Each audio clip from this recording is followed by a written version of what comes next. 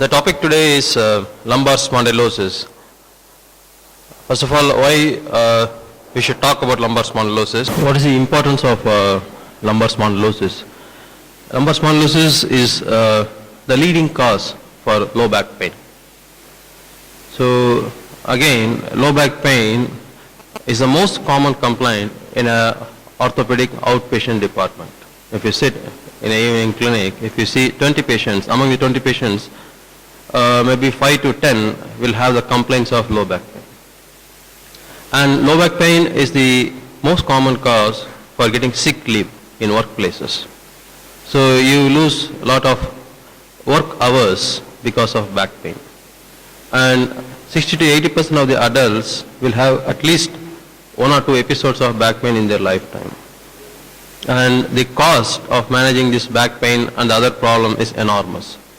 So we should give due importance to see the problems of the low back pain and the reasons like lumbar spondylosis.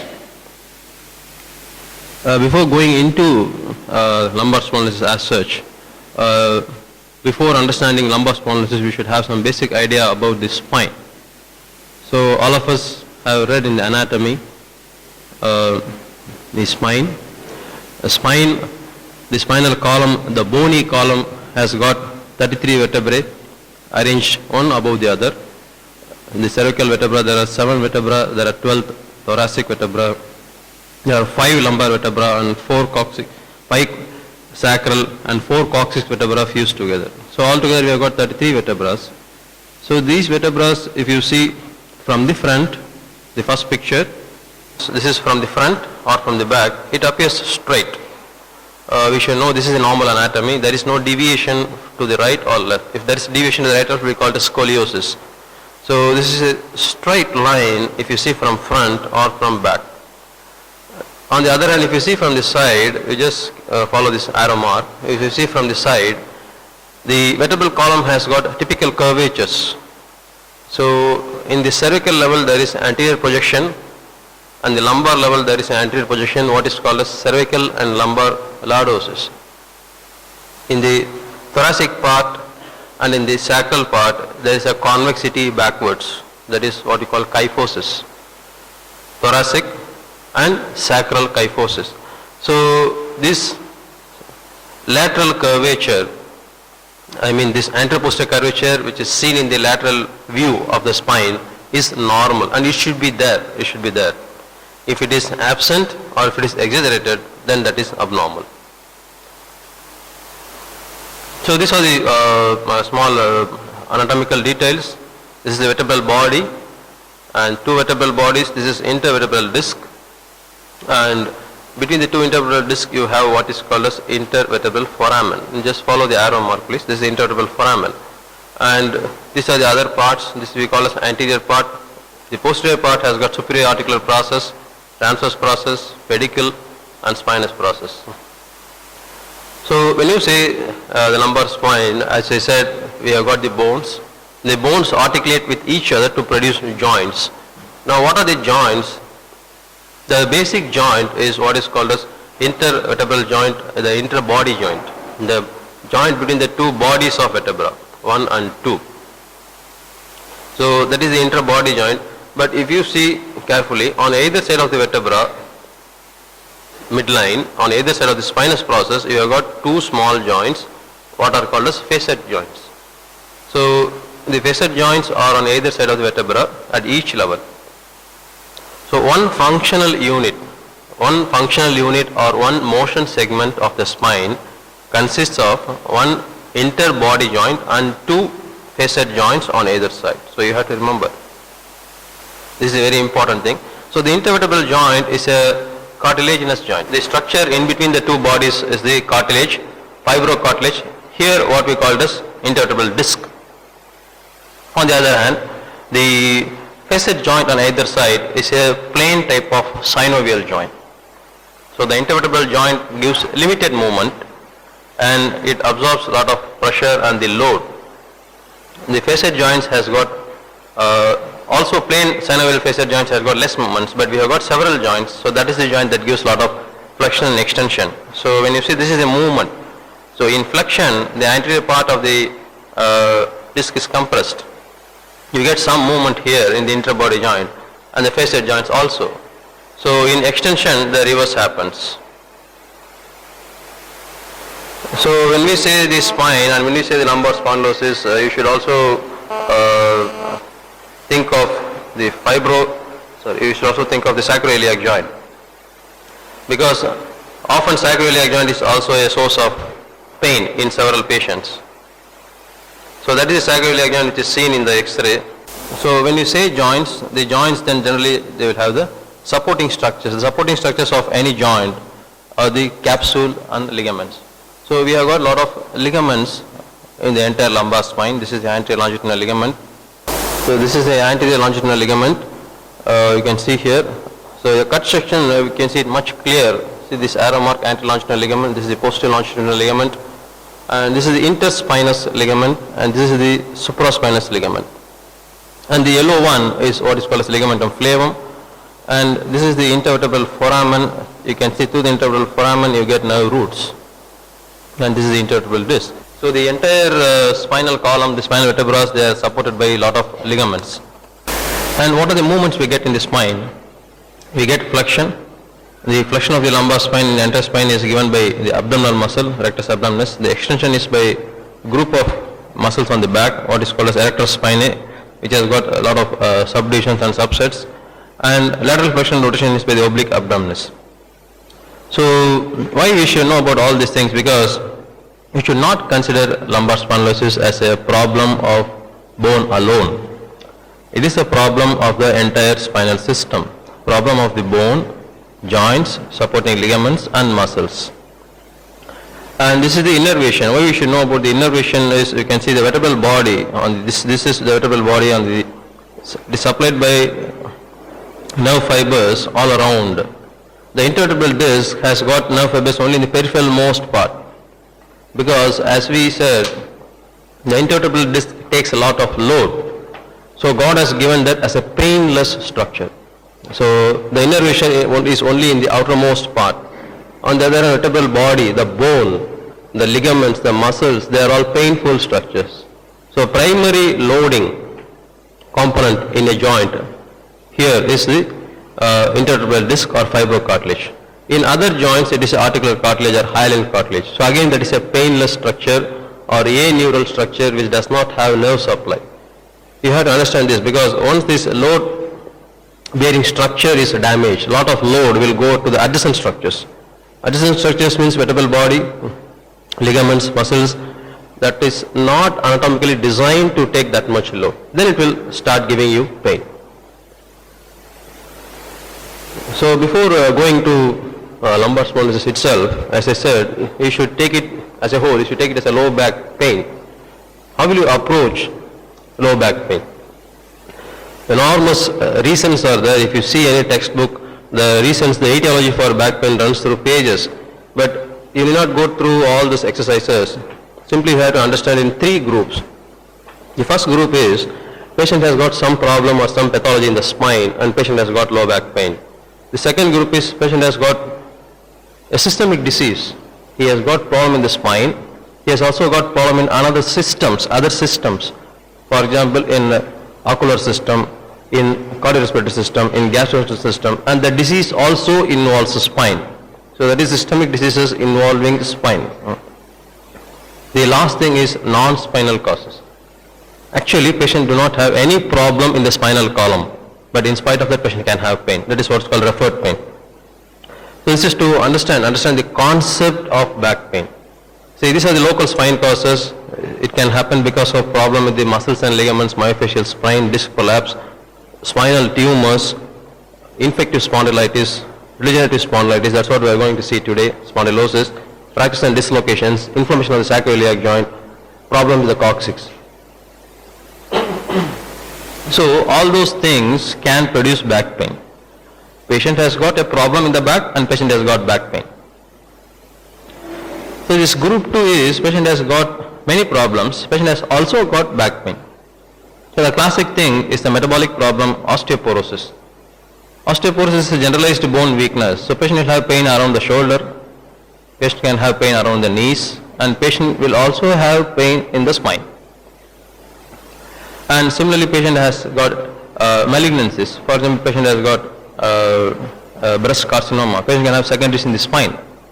That breast carcinoma is not detected at all. Patient will come to you as back pain. The patient basically has got primary problem in the breast or maybe in the uterus. And patient can be having what is called ankylosing spondylitis. Patient can have problem arthritis in the spine, and patient has got significant hip arthritis also. So this is a second category where there is a systemic problem involving many joints and also spine, or maybe involving spine and other body systems also. So the third group is patient do not have any pathology in the spine at all. For example, a lady has got pelvic inflammatory disease. Patient can come to us with back pain, but the spinal column, everything is normal. And patient can have an aortic aneurysm. Patient can have significant flank pain with aortic aneurysm, but nothing to do with the spinal bone and ligaments. So these are the non-spinal causes for back pain. So now coming to the lumbar spondylosis, so there is no simple or single definition, but you can say that lumbar spondylosis is spinal osteoarthritis. To simply say, it is osteoarthritis involving the spine. So generally we say osteoarthritis is a degenerative disease involving the synovial joint. That is, we say knee osteoarthritis. But here we say osteoarthritis involving the spine, we call this spondylosis or spondylitis sometimes. So spinal osteoarthritis is a degenerative process defined radiologically by joint space narrowing, osteophytosis, subchondral sclerosis and cyst formation. So this is the simple routine classic definition for any osteoarthritis that applies for spine osteoarthritis also. Degenerative disc disease is also a terminology given that is inclusive in lumbar spondylosis. It refers to back pain symptoms attributable to intervertebral disc degeneration. And this term can be non-specifically applied to any degenerative condition affecting the vertebral disc, vertebral bodies and associated joints of the lumbar spine. So as I said earlier, you should not view lumbar spondylosis as a simple bony problem. It is a bony problem, articular problem and associated ligament and muscular problem. It is failure of the entire structure. And generally this is degenerative and age related. The incidence is highly variable. The radiological changes, what you see in X-ray, may not correlate with the clinical severity. You have to understand this. X-ray may show a very huge osteophyte. Patient may not have any pain at all. X-ray may show very little changes. Patient may have significant nerve root pain. So this is termed as degenerative cascade. So what happens with wear and tear? There is a repetitive micro trauma which is involving the intervertebral disc. So this is the normal disc, and with wear and tear, with repeated loading, there is a micro trauma. The disc goes for degeneration. The disc can bulge behind. It can herniate. It can prolapse and pressurize the nerve roots that come here. And patient will have nerve root symptoms, nerve root compression symptoms. And ultimately all the disc can get resorbed. The disc height is lost. So this is called dysfunction phase.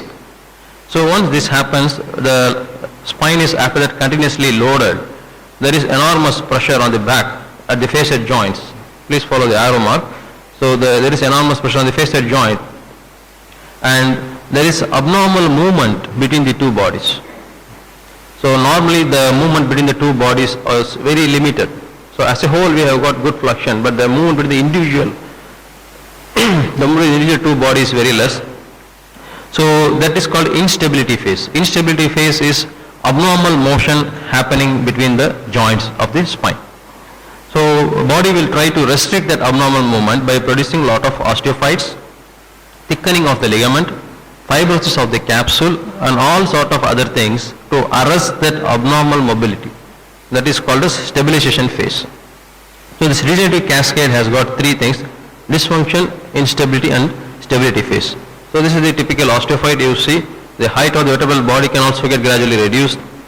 The osteophyte can get projected into the neural foramen, or it can project it into the spinal disc space. So the term lumbar spondylosis, even though we say it's a very broad term, we have to identify in which subtype the patient can be fit to make a proper treatment. So the problem will be only the problem in the disc, when it's called as discogenic pain, or it can be involving lot of stress on the facet joints when we call it as facial arthritis. Then we call it segmental instability, where when you see the picture on the lateral view, the bodies are aligned very well. So when the patient bends the spine forward or backward, abnormal movement happens between a motion segment. That is called a segmental instability. Or in any view, one vertebral body moves forward or backward. That is called as listhesis, spondylosis or retrolisthesis.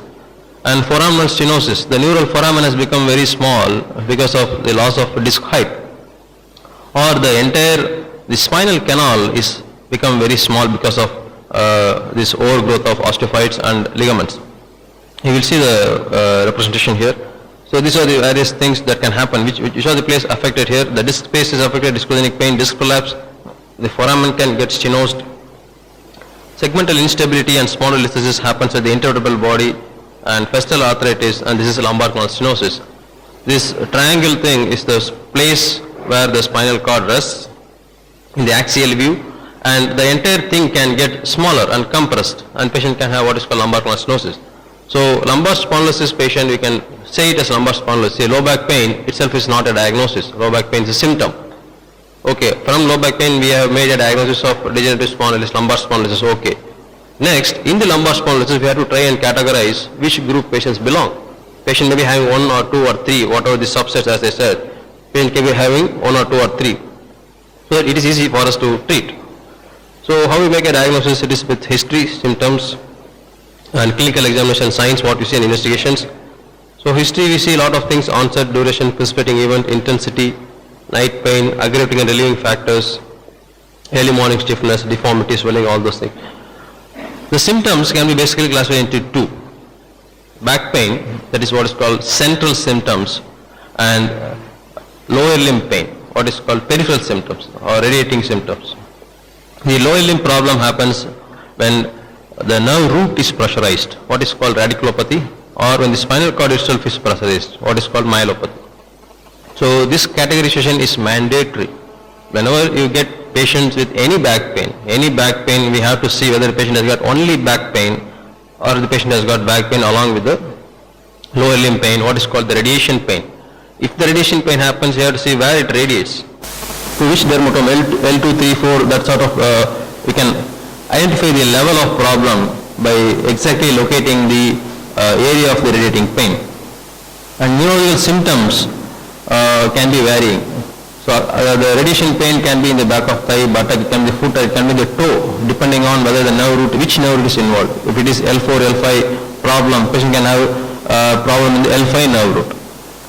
If nerve root is pressurized. If spinal cord is pressurized, patient can have problem in both the feet, numbness and other things. So the neurological symptoms can be sensory. Sensory is altered sensation, hyposthesia, anesthesia. Patient can say I am having burning sensation. Some patient may say that I feel I am walking on pebbles. Some may say that I have got pins and needles. So this is a sensory alteration. Or some patients can identify the motor weakness. They are not able to lift or move the great toe.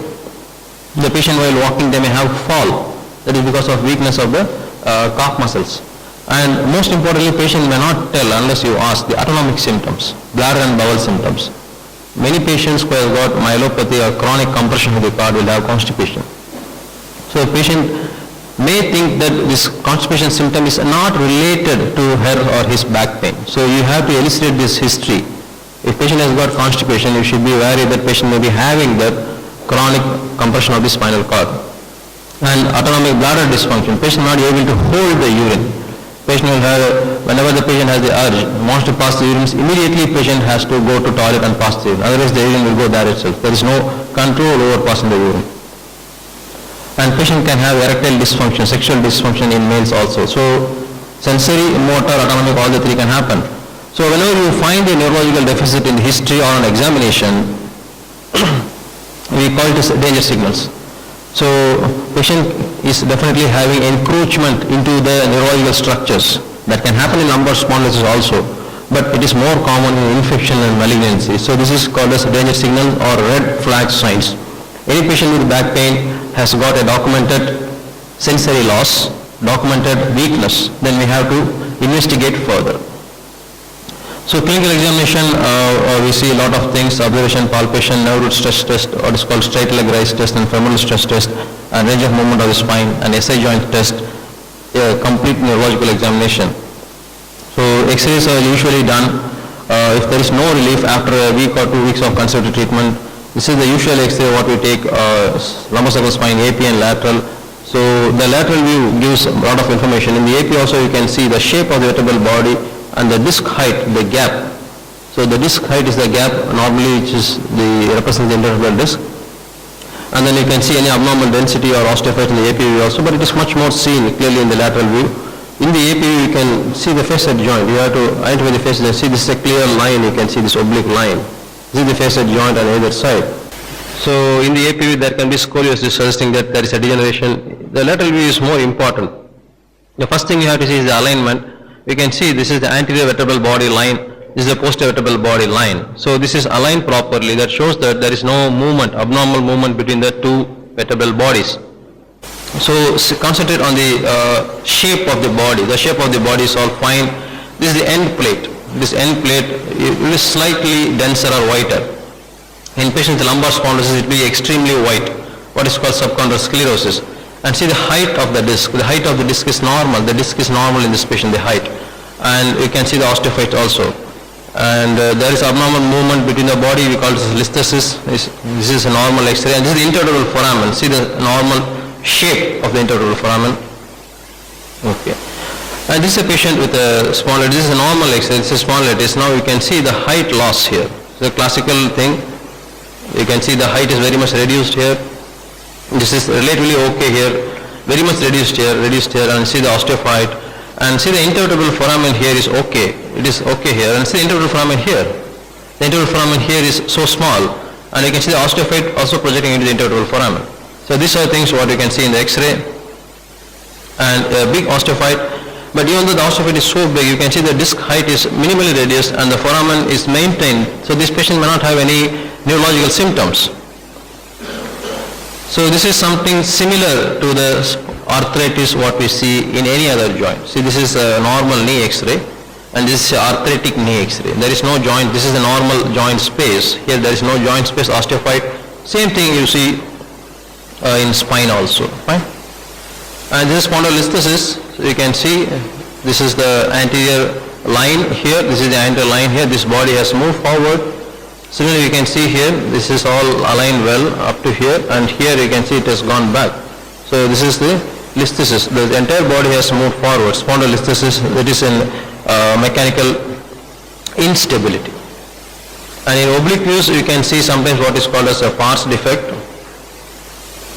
Pars defect is in the problem or a gap between the interarticularis area, just in between the articular processes of the spine, between the pedicles, and which is called as spondylolysis. So patients who have got spondylolysis can also have back pain. They have got more incidents and there will be more movement of the body in these cases. That is called spondylolisthesis. And when taking X-ray, you should routinely see what is the normal density. See this, the X-ray here, it doesn't show any bone at all. It's a severely osteoporotic spine or a very weak bone. And this patient, the bone quality is normal. So elderly patients will have lumbar spondylosis along with osteoporosis. We have to treat both. And this is a patient who has got extremely high density. Patient has got other disease, osteopetrosis. So the investigations, as I said, when there is a danger signal we do and we plan for surgery. MRI is the most sensitive one.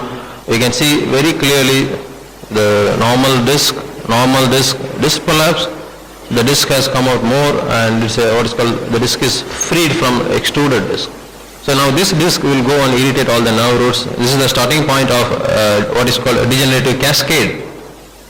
MR myelogram, as a MR myelogram is the silhouette view of the neural canal. You can see the neural canal or the spinal canal is completely blocked out here. So the spinal cord is pressurized.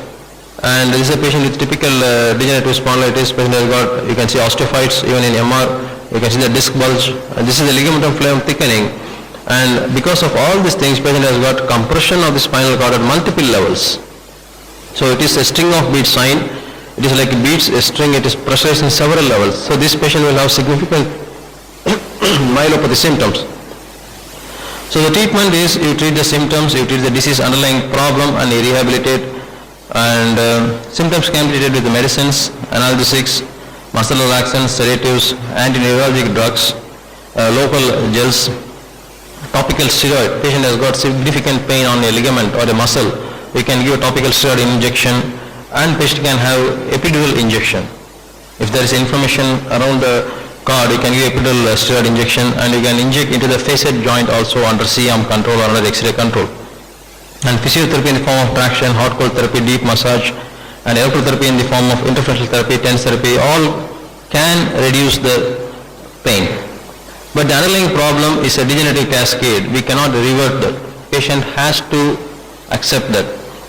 Patient may not become 100% normal. It is a degenerative phenomenon. We cannot go back. We cannot reduce the years or age of the patient.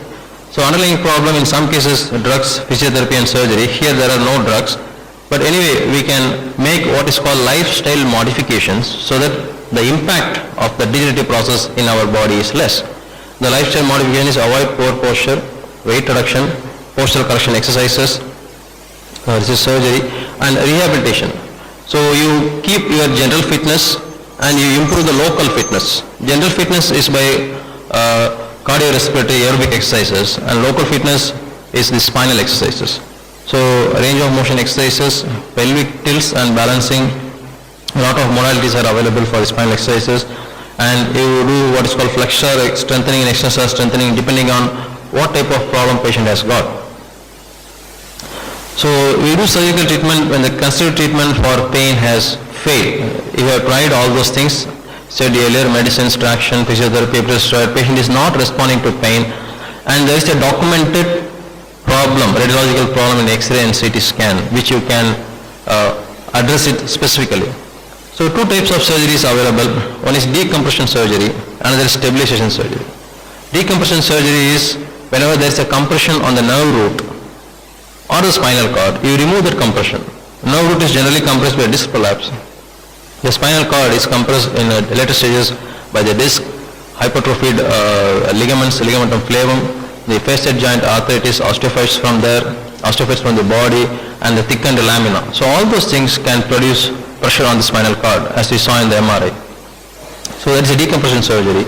And stabilization surgery is when there is instability, when there is abnormal mobility.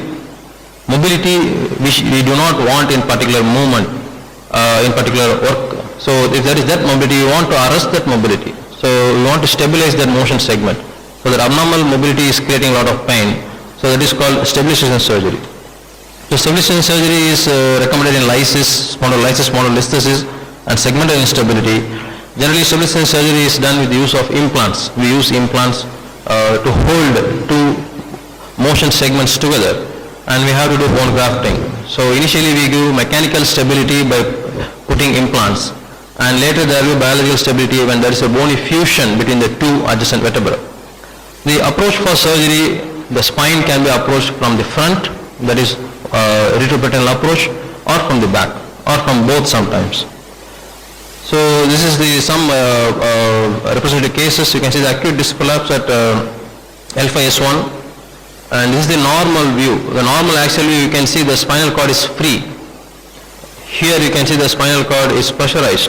See the arrow mark here. So this is spinal cord is free, L3-4 level, L5S1 level, significant radicular pain, nerve root pain. So immediate post-op, you can see patient is comfortable. You can see there are only 3 stitches, and the patient can walk comfortably without pain from 24 hours after surgery. So no need for any bed rest in this case. It's a young patient, it's acute disc prolapse. So this is a classical lumbar spondylotic patient, 72 years old, severe claudication pain because of myelopathy. Lumbar cord is pressurized. She can walk only for short distance. She has to sit, again walk, again sit, and vague sensory symptoms, and she has got weakness of the extensor hallucis longus and the calf muscles, that is a tricep surya. And the X-ray is, it seems you can see the osteophyte here in the lateral view. In the AP you can see huge osteophytes, but what you can notice is only severe significant osteoporosis and probably some foraminal stenosis here. If you take MRI, the MRI is very classical. You can see the disc prolapse L4-5, it's a chronic disc prolapse, and this black one is the ligamentum flavum hypertrophy. So these two has got a pinching effect on the spinal cord here. The spinal cord, you can see, you cannot see here actually, it is completely pressurized on both sides. And in MR myelo, you can see what we call as complete block here. So there is no space for the spinal cord to breathe at all. So we localize the place, we remove the disc, and this is the spinal cord. What you see here in the center of the spinal cord that has been decompressed. This is the spinous process of the vertebra above. So now the spinal cord is totally free. So this is the removed ligamentum phloem and disc material, and patient is mobilized immediately after surgery. And patient will get rid of all the neurological symptoms, but patient still can have back pain on and off. So it's a classical listhesis. You can see the vertebral body, antevertebral body here, the line and the line here, how much it has moved. So there will be enormous unwanted movement here. We want to stabilize this. And again in MRI you can see very beautifully shown listhesis. The posterior body line is here, posterior body line of L5 is here. So we have done laminectomy, flavectomy, ligament phloem is removed, the spinal cord is decompressed, and we have done what is called posterior stabilization with pedicle screw and bone grafting. So that is the pedicle screw. So we have tried to bring the body whatever is possible to the previous alignment, and now there won't be any abnormal movement in this motion segment, and pain will be very much minimal, or patient may not have any pain from this segment. Again, as I repeatedly tell, patient may not have pain from this motion segment, patient can have pain from here and above, because we have got 5 vertebrae. And this is the post-op phase. So why I am showing this video is because many patients, they have got a very negative image about spine surgery. So if properly performed, spine surgery gives excellent result, and patient will have a excellent functional outcome. So another patient who has got L5S1 listhesis, along with the pedicle screw, we have put interbody implant. So this is interbody implant. This is called as posterior lumbar interbody fusion. So along with the thing, pedicle screw fixation, we have put another implant here. You can see here. This is called as interbody implant, PLIF, posterior lumbar interbody fusion. So there are newer surgical developments with refined surgical techniques. Minimally invasive procedures are available with a small incision, and newer implants like disc replacement and dynamic stabilization is now available. This is disc replacement. The degenerated disc is removed and it is replaced by a new disc, like how you do in a total knee replacement or total hip replacement. So this is useful in selective group of patients. The next group is dynamic stabilization. Dynamic stabilization is you insert the pedicle screw in the pedicle. At the same time, the junction is flexible. So it will allow movement in some plane, it won't allow movement in other planes. So what we call dynamic stabilization. Classically what we do is the pedicle screw fixation. This is a strut or a rod. This won't allow any movement at this spot. So here there will be some movement in some plane. So this is called a soft stabilizer, dynamic stabilizers. So the things has improved much well, and like as I said, this is a significant arthritis involving the joints. We have got now excellent result in form of total replacement. Nowadays for most of the degenerative spine condition also, in selective patient surgery can give best result.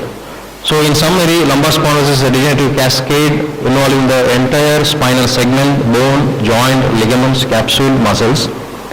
And the symptoms can be present in the back or the limb. If the patient has got limb symptoms, lower limb symptoms, you should be more careful and evaluate more properly. For most of the back symptoms, non-surgical treatment is appropriate. The patient has got lower limb symptoms, you have to evaluate, and patient may require surgery. So thank you very much for your attention. If you have got any questions, you are most welcome. Questions are invited. When you say patient with back pain, patient has also got neurological symptoms, patient has got numbness or weakness in the limbs. How do you approach? I just want to ask. Anyone can answer, any senior or the consultant can answer. Because unlike many other conditions, this is a degenerative condition, we just cannot go back, we just cannot get our age back. It becomes very, very difficult to treat in several situations. Even surgery cannot be offered in several cases. Surgery only in particular group of patients, we have to select. If you select and do, patient has got extremely rewarding results. Only if you do indiscriminate surgery, then patient may not have proper result. And patient has to be made to understand. Patient has to be made to understand that, but by just doing surgery, everything is not getting normal. We are trying to improve the quality of life. We are trying to reduce the symptoms. We are not making the spine 100% normal. We are removing the compression, we are making the nerve roots free, but we are not improving the muscle strength, we are not improving the bone strength by surgery. Ultimately, patient has to do the rehabilitation, which is extremely important.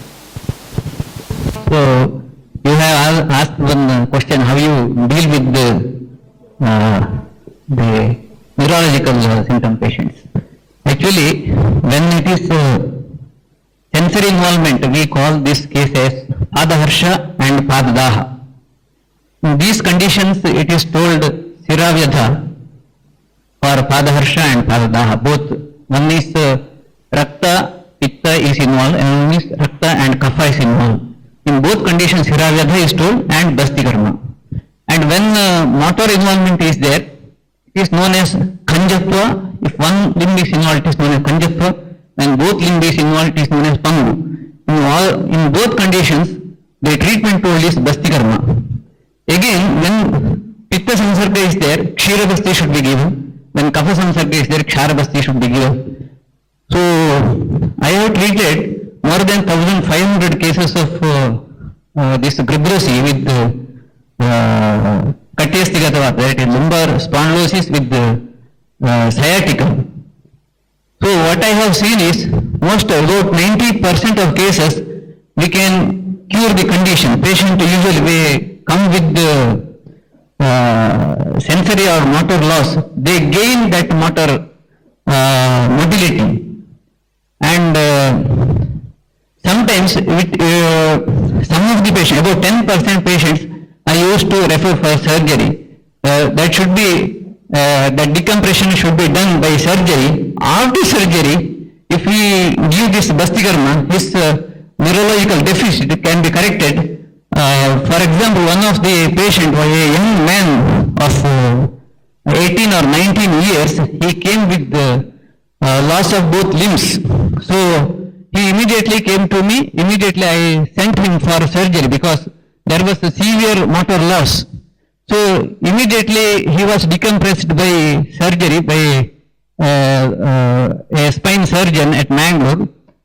After surgery, after 1 month of his surgery, he came with the paraplegia to me. Then I started Bastikarma. Within 1.5 months, he was in his legs and he was walking. This result we can give with the help of surgery. There are some patients, they have neurological symptoms, they have back pain, but they don't come into the surgery category. They don't come to the surgery bracket because I cannot see a significant compression, I cannot see significant instability there to do something at the time of surgery. So those are the patients I think definitely they will benefit by Ayurvedic or some forms of alternative treatment. So thank you very much. So I thank the organizers again for giving me this opportunity. Thank you again.